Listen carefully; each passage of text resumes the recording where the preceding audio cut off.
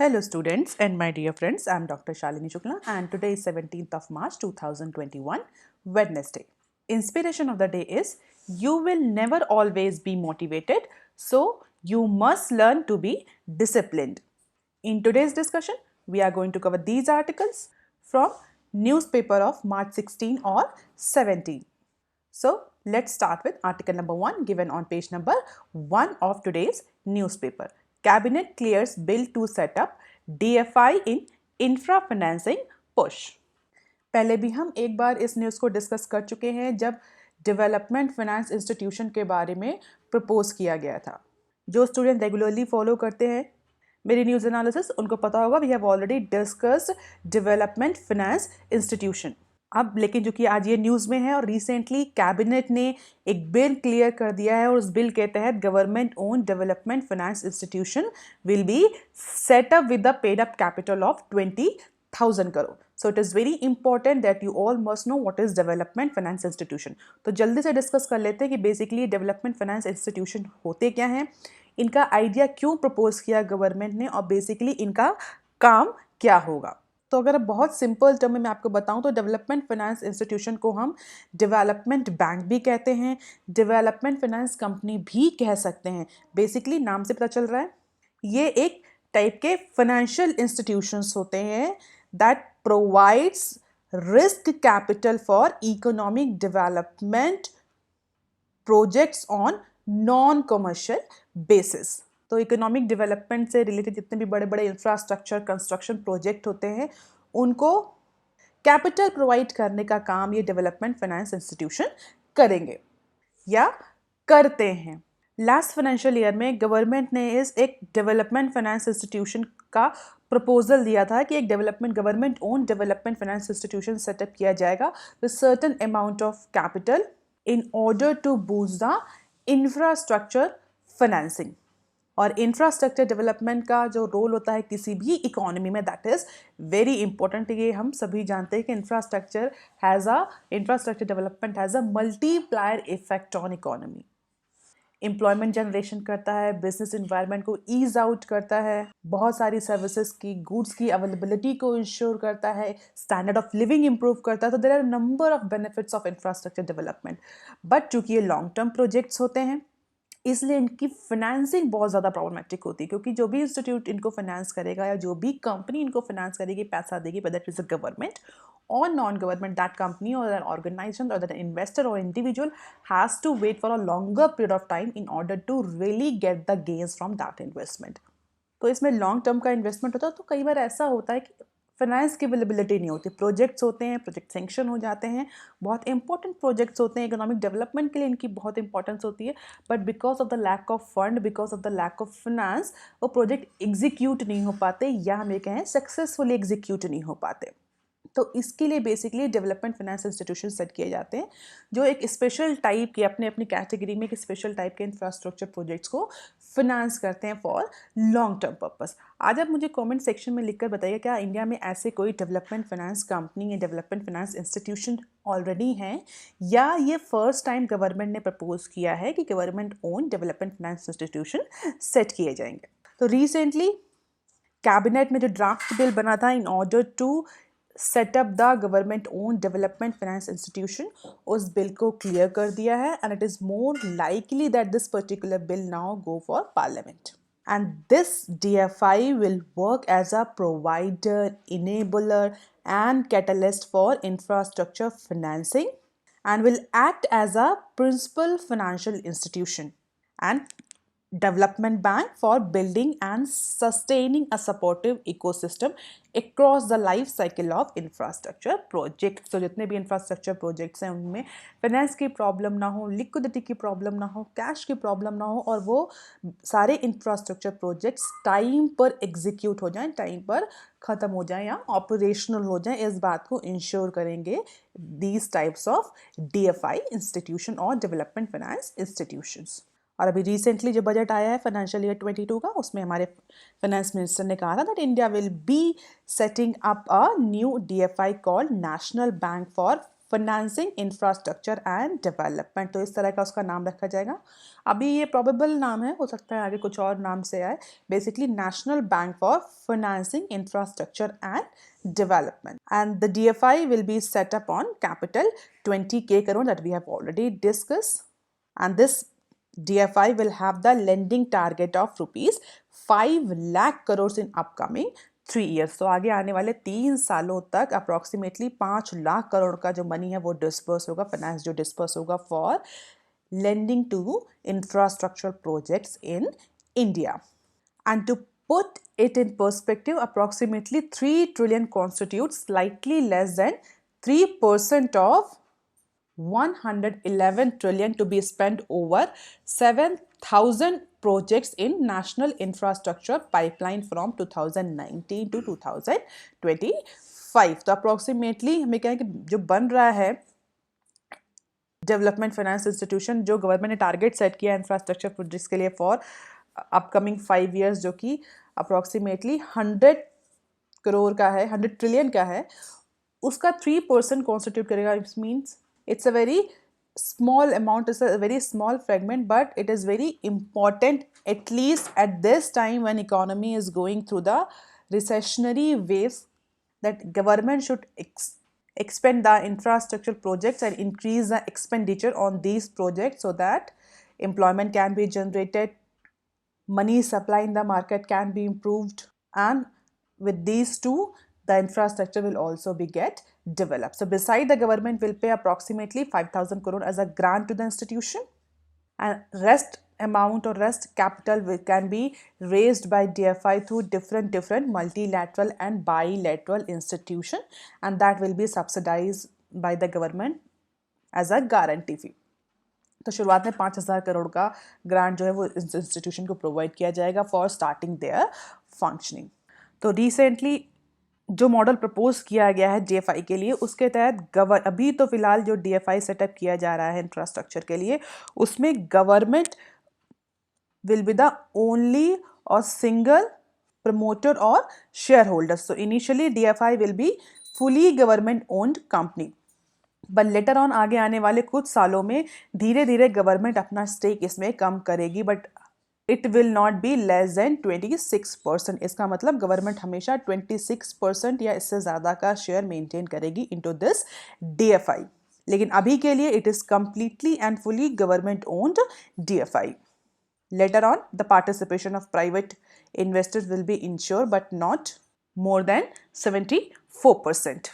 And apart from this, pension funds and insurance companies or insurance organizations will also be approached for increasing the cap for investment in DFI। तो later on बहुत सारे जो pension funds हैं, sovereign funds हैं, insurance companies हैं, उनसे भी कहा जाएगा कि वो अपने अपने इन्वेस्टमेंट DFI में बढ़ाएं, so that DFI will get a sufficient amount of fund or the cash or the liquidity or the money to lend the or to provide the loan to infrastructural projects into India। तो finally infrastructure को boost करने के लिए national infrastructure pipeline का जो target है उसको achieve करने के लिए DFI सेटअप का जो प्रपोजल है उसको कैबिनेट ने अप्रूव कर दिया है।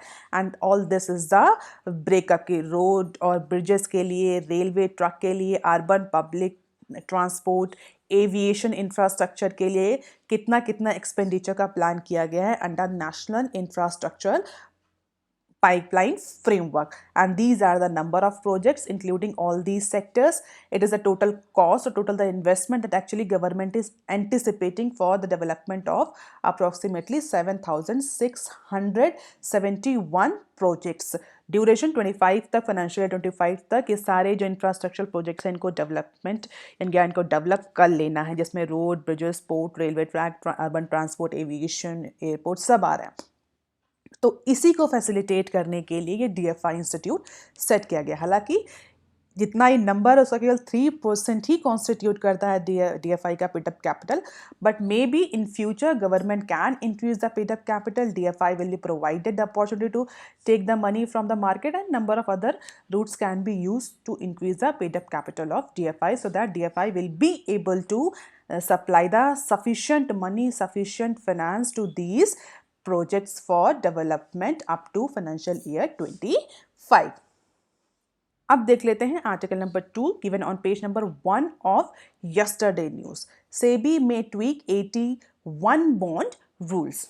A day before yesterday we have discussed about 81 bond की 81 बॉन्ड क्या होते हैं, एडिशनल टीयर 1 बॉन्ड क्या होते हैं, परपेचुअल बॉन्ड जिनको हम बोलते हैं, बेसिकली बॉन्ड क्या होते हैं, और फाइनेंस मिनिस्ट्री ने क्या रिक्वेस्ट करी है सेबी से। रिसेंटली सेबी ने कुछ चेंज किए थे 80 बॉन्ड्स को लेकर के, तो जिसको लेकर फाइनेंस मिनिस्ट्री ने सेबी से रिक्वेस्ट करी है कि सेबी कुछ रूल्स को मॉडिफाई करे, जिससे कि जो म्यूचुअल फंड कंपनीज है जिनको पैसा नहीं मिल रहा है, कैश अवेलेबिलिटी नहीं है, लिक्विडिटी इंश्योर नहीं हो पा रही है उनमें, और वो मार्केट से बोरो नहीं कर पाएंगे because of this rules of 81 bond. So उन कुछ रूल्स को चेंज करने के लिए रिक्वेस्ट करा था फाइनेंस मिनिस्ट्री ने सेबी से। हमने डिस्कस किया था, अगर आपने उस न्यूज़ डिस्कशन को नहीं देखा है तो आपका इससे पहले वाला न्यूज़ डिस्कशन देख करके you can understand what is the actual news. अब कल की न्यूज़ में क्या था, बेसिकली जब फाइनेंस मिनिस्ट्री ने सेबी से रिक्वेस्ट किया कि you should at least consider to change these norms, these rules related to 81 bond, जो perpetuity bond जिनको बोलते हैं, उनसे कुछ रूल्स को आप चेंज कीजिए, जिससे कि जो म्यूचुअल फंड्स कंपनीज हैं, एनबीएफसीज हैं, उनको मार्केट में 80 बॉन्ड्स को इशू करना आसान हो जाए, उनको मार्केट से फंड रेज करना आसान हो जाए थ्रू 80 बॉन्ड्स, और वो जो बैंक्स में इन्वेस्ट करते हैं, जो डिफरेंट डिफरेंट इंस्टीट्यूशंस में इन्वेस्ट करती हैं म्यूचुअल फंड कंपनीज, उनके लिए आसान हो जाए, so that they can actually run there business. तो फिलहाल जो security and exchange board of India है, उसने अभी फ़िलहाल के लिए उन रूल्स को चेंज करने की जो पॉसिबिलिटी है उसको निगेट कर दिया। सेबी का कहना है कि the route can not be change as per the finance ministry because these are the perpetual bonds. क्या फाइनेंस मिनिस्ट्री ने क्या एक्चुअली रिक्वेस्ट करी थी सेबी से? फाइनेंस मिनिस्ट्री ने सेबी से कहा था कि जो रिसेंटली सेबी ने एक सर्कुलर इशू किया है, उस सर्कुलर में जो security and exchange board of India है, उसने म्यूचुअल फंड जो कंपनीज हैं उनके एक्सपोजर पर कैप लगा दी थी इनटू एडिशनल टीयर 1 बॉन्ड्स। तो basically circular capping the mutual fund exposure to bond such as additional tier 1 bond और tier 2 bonds that were actually issued by banks. Tier 1 tier 2 bonds जो हैं वो banks या बड़े बड़े ऐसे इंस्टीट्यूट इशू करते हैं जिनकी रेपुटेशन बहुत अच्छी होती है।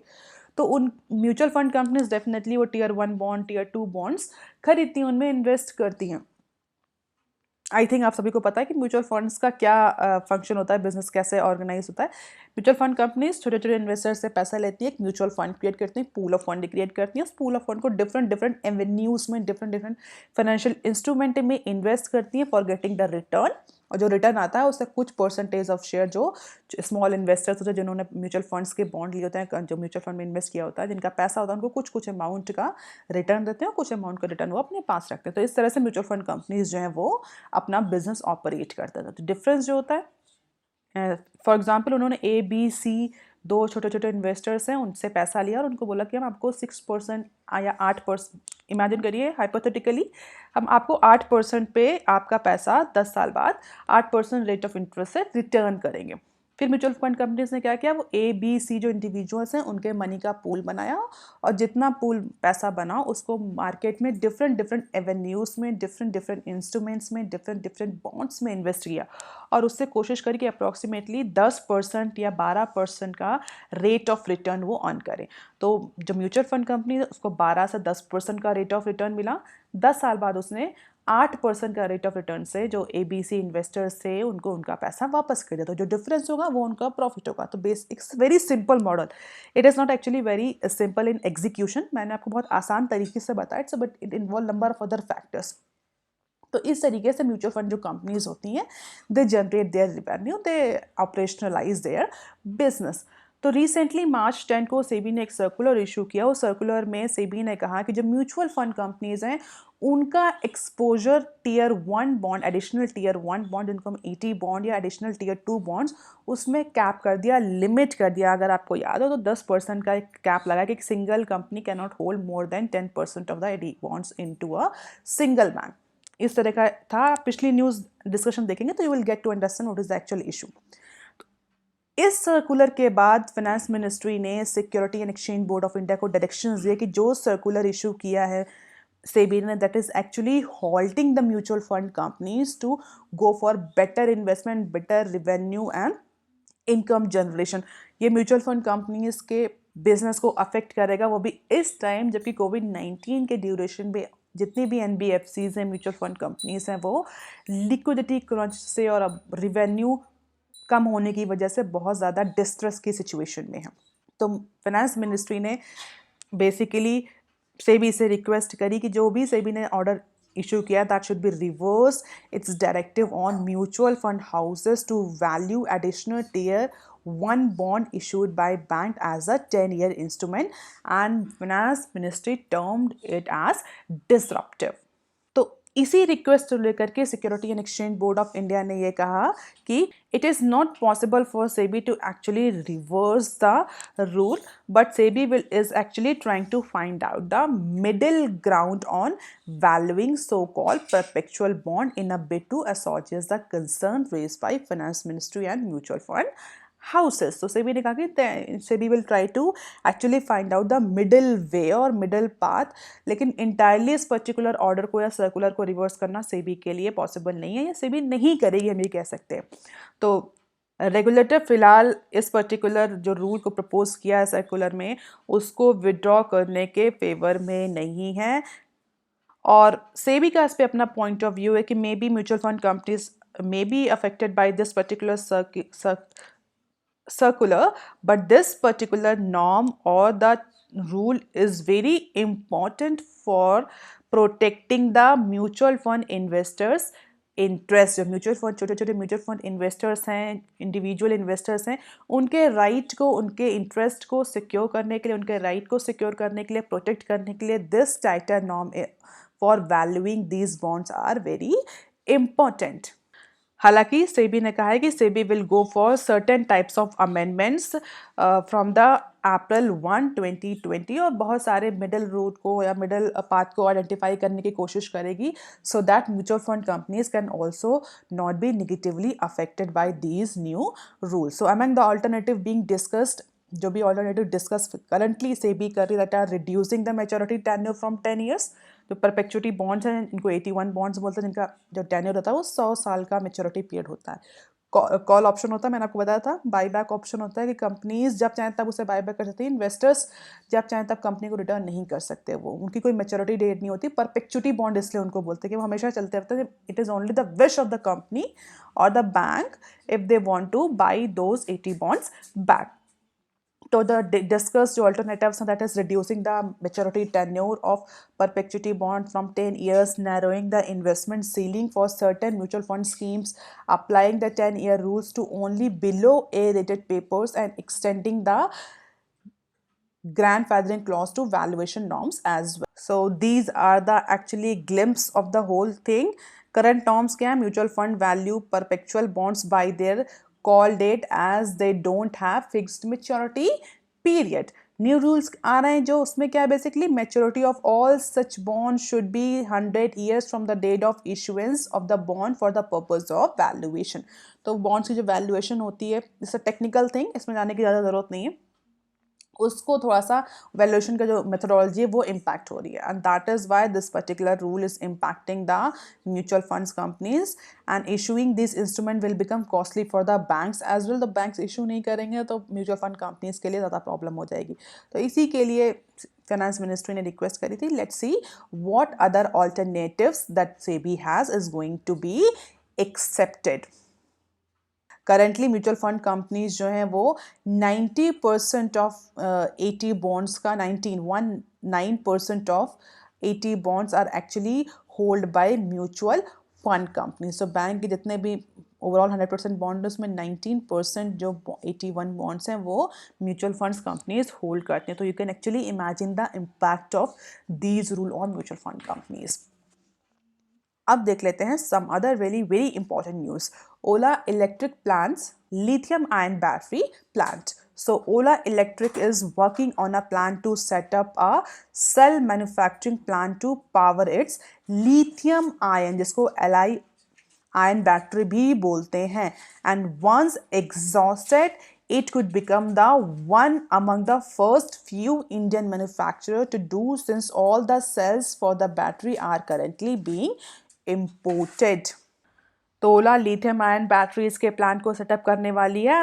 इनिशियली वो अपने खुद का जो उसका लिथियम आयन बैटरी का जो नया ई स्कूटर लॉन्च कर रहा है उसने साउथ कोरिया में, इवन इंडिया में भी लॉन्चिंग का प्लान है, तो उसको लेकर के जो सेल से बैटरी की रिक्वायरमेंट है उसको पूरा करने के लिए, and the battery are going to be made in upcoming integrated plant near Bangalore where e-scooters will also be manufactured.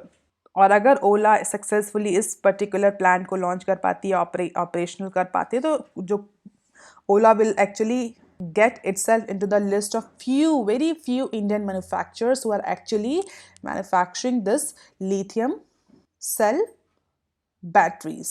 अगर हम लिथियम बैटरीज की बात करें तो लिथियम बैटरीज को लेकर के बहुत ज़्यादा डेवलपमेंट चल रहा है इस समय। अगर आपको याद हो तो रिसेंटली 2-3 साल पहले लिथियम बैटरी के ही एक इन्वेंशन को और एक रिसर्च को लेकर के नोबेल प्राइज़ मिला था। कमेंट सेक्शन में आप मुझे लिखकर बताइए किन को नोबेल प्राइज़ मिला था related to lithium battery research और किस ईयर में मिला था। तो लिथियम बैटरी पर कई सारा रिसर्च वर्क डिफरेंट कंट्रीज में चल रहा है। हालांकि India is not a very good source of, India के पास lithium is not very abundantly available. India will have to rely on the some African nation for lithium. Comment section में आप मुझे लिखकर ये भी बता सकते हैं कि what are the major importer of India, जहाँ से इंडिया लिथियम को इम्पोर्ट करता है। And it's a very important question for political और पॉलिटी बेस्ड पेपर। करंटली अगर इंडियन मार्केट की बात करें तो battery accounts for 40% of the cost of the scooter and cells are 70% of the battery cost. तो total battery cost का 70% lithium ion battery की जो सेल्स हैं दे कॉन्स्टिट्यूट करते हैं, और ओवरऑल बैटरी 40% स्कूटर की कॉस्ट को बेयर करती, कॉन्स्टिट्यूट करते हैं। तो battery is very important part of the e scooter. Cell manufacture जो बेसिकली लिथियम आयन बैटरी की जो सेल्स हैं वो मुझे मैन्युफैक्चरिंग में कौन सी कंट्रीज डोमिनेट करती हैं? Definitely China, South Korea and Japan का डोमिनेशन है in terms of lithium cell manufacturing. And currently Ola is planning to invest approximately 12,400 for setting up this plant for cell manufacturing of lithium ion battery. So initially it will have the capacity to make 2 million two-wheelers by June 21 and 10 million by next year, and it is anticipated that Ola may go for PLI scheme. हालांकि India ओला के form में different other forms में initiate कर रहा है, facilitate कर रहा है कि इंडिया में भी लिथियम सेल मैन्युफैक्चरिंग स्टार्ट हो। इंडिया का जो मार्केट डोमिनेट होता है चाइना, साउथ कोरिया और जापान की सेल मैन्युफैक्चरिंग यूनिट से, वो डोमिनेशन कम हो। अब देख लेते हैं next clip. Mutual fund net sellers of equity first time in 7 years। तो mutual funds companies are said to be the net seller of Indian equity for the first time in the past 7 financial year, and having sold stock worth rupees approximately 1.27 trillion so far into financial year 21, and with this it becomes the highest net sales on record in the financial year. तो last 7 years में जो mutual funds हैं that emerge as a net seller of equity first time। पिछले लगातार 6 सालों में जो mutual fund companies रही हैं that were the net buyer in the market, purchase over approximately 1.41 trillion in the financial year 18, 88.15 crore in financial year 19, and approximately 91.81 crore into the financial year 20. Last time they offloaded the Indian equity was in financial year 14 when they become the net seller, and they have sold approximately 21.159 crore worth equity. So 7 सालों बाद फिर से mutual fund has become as a net seller of equity. अब देख लेते हैं next clip. 81 cloud likely to hit banks capital raising. जैसा कि अभी हमने डिस्कस किया था सेकेंड न्यूज़ में, 81 बॉन्ड्स को लेकर के जो भी ट्विक किए हैं सेबी ने, जो भी नॉर्म्स को मॉडिफाई किया है, उससे क्या होगा, जो बैंक्स की जो फंड कैपिटल रेजिंग या फंड रेजिंग है प्रोसेस है वो कॉस्टली हो जाएगा, because it will affect the valuation process, and mutual fund companies will not invest into these 80 bonds, so that the capital raising of banks into this COVID-19 situation when NPA is increasing, banks the capital shrink कर रहा है, तो banks के लिए capital raising will become costly through 81 bonds. और इस situation में जबकि गवर्नमेंट खुद कैपिटलाइजेशन के बारे में, बैंक से रिकैपिटलाइजेशन के बारे में इनिशिएट कर रही है, बैंक्स का प्राइवेटाइजेशन कर रहे हैं, number of other regulatory measures are being taken in order to increase the capital और the lending capacity of the bank. उस ड्यूरेशन में सिक्योरिटी एंड एक्सचेंज बोर्ड ने जो 80 बॉन्ड्स को लेकर के जो नॉर्म्स चेंज किए हैं, उसकी वजह से अगर कैपिटल रेजिंग कॉस्टली हो जाएगी तो बैंक्स के लिए बहुत डिफिकल्ट होगा री infusing the capital into their book. And currently banks have planned to raise approximately 30,000 crore through this 81 bond. हाँ, आप ये भी कह सकते हैं कि मैम बैंक्स के पास तो अदर रूट्स भी हैं कैपिटल रेज करने के, क्या केवल 81 बॉन्ड है? नहीं, अदर रूट्स भी हैं, but 81 bond is very important bond, क्योंकि 100 साल की मेच्योरिटी होती है इनकी, तो बैंक जनरली प्रेफर करते हैं 81 बॉन्ड्स को इशू करना। और अप्रॉक्सीमेटली 30,000 करोड़ का जो टारगेट रखा गया था कि इस रूट के थ्रू बैंक जो है वो कैपिटल रेज करेंगे। डेफिनेटली अगर ये रूल